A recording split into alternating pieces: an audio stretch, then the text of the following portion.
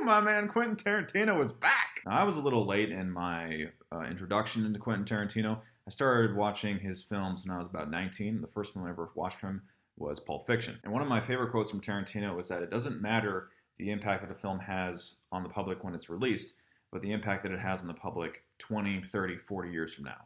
And even though Pulp Fiction was released in the 90s, and I saw it back in 2013 or so, it had just as big of an impact on me as I'm sure it had on the general public when they first saw it. And from there, I saw the rest of his film work, like Reservoir Dogs, and one of my favorites by him, Django Unchained, which I watch at least every 2 months, I would say. So suffice it to say, I am very excited for his new film, Once Upon a Time in Hollywood. I suppose I'm in the minority when I say that I wasn't a huge fan of The Hateful Eight.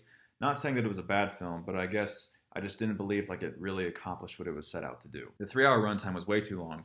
It was a little too self-indulgent, like Quentin Tarantino just sort of like puffing his chest and being like, hey, look what I can do. Like I can do this sort of roadshow thing, like with the program and an intermission and, you know, have a voiceover of my own, which, you know, admittedly is a pretty cool idea. You know, Tarantino is kind of a traditionalist / conservative with film, but the storyline itself, I just didn't find to be as nearly compelling as most of his other films. If he wasn't Quentin Tarantino, if we had never heard of this guy and this was like his debut film, being The Hateful Eight, I would have been blown away. I would have thought it was awesome.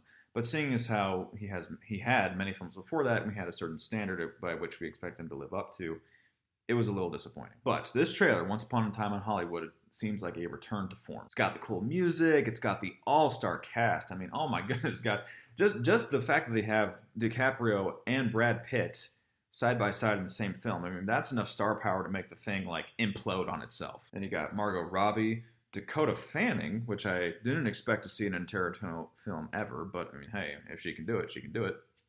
And then, of course, the man, the myth, the legend, Al Pacino. Now, actually, Al Pacino is kind of another actor that I did not expect to ever see in a Tarantino film.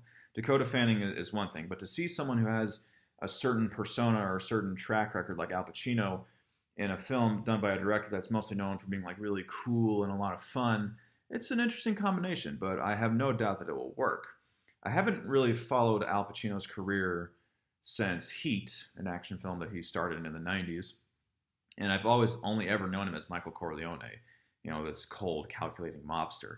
So, and I realize, of course, that he's evolved into this kind of like really eccentric sort of homeless man, crazy type persona.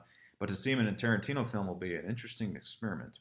I mean, Tarantino always gets like the best out of his actors anyway, no matter who they are.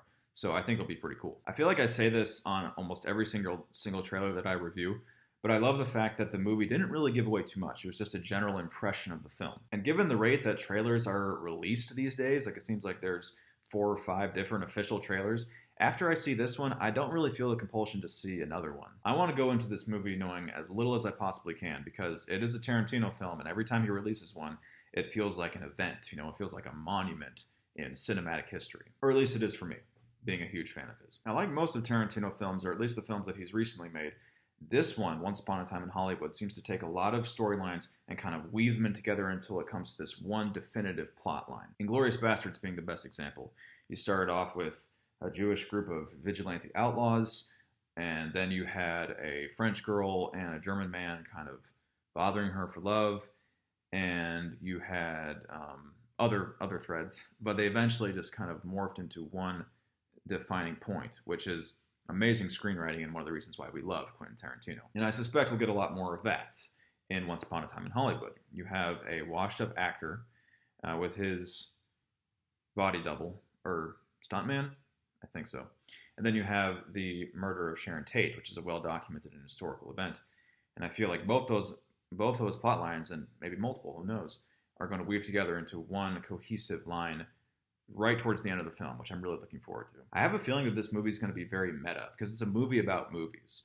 You know, it's kind of like a movie about Hollywood or the movie/acting lifestyle, and how that kind of intertwines with people's life, and how it can be kind of a, you know, a sort of a shaky industry. Like one day you're really famous and one day you're not, which I think is actually might be a bit autobiographical now that I think about it, because Tarantino only wants to make 10 films because he says that there's nothing worse than an out-of-touch director. And in fact, he wants to spend the rest of his days writing novels, which I'm totally okay with. I hope that that's financially stable for him, though, but we'll see. So, are you a Tarantino fan? Are you looking forward to this film? And if you are, what are your thoughts about it? Let me know in the comments below. Thank you so much, everybody, for watching, and I'll see you on the next cinematic adventure.